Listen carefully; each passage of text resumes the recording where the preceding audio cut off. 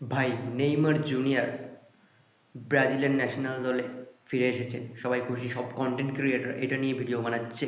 কিন্তু আহ, ঠিক আছে, আমিও ভাবি অবভিয়াসলি তিন লিজেন্ডকে আমরা একসাথে দেখতে পারবো, Messi, Neymar, Ronaldo. But thing is like, যেটা নিয়ে কন্টেন্ট ক্রিয়েটররা কথা বলে না, এক যখন কোয়ালিফিকেশনের কাছে যায় আমাদের আন্ডার 17 দল, মানে গ্রুপ স্টেজ, সেই সময় সবাই কথা বলে, অ্যান্ড দেন পরে আর কেউ কথা বলে না।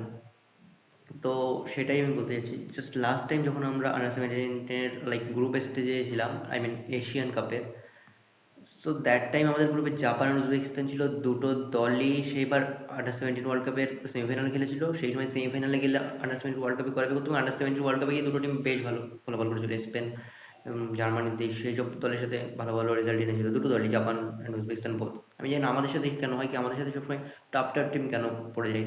এইবারও তুমি দেখো, উজবেকিস্তান আর অস্ট্রেলিয়া দুটো দলই আবার same, like AFC Asian cup under 17-এর সেমিফাইনাল খেলছে।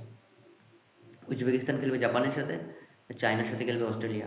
আমি জানি না ড্রয়িংয়ে কোনো কিছু হয়, বা আমি জানি না, আই নো কি এক্সকিউজ দিয়ে হবে না বেশি দিন, but at the same time it is also a harsh truth that we are getting that tough groups.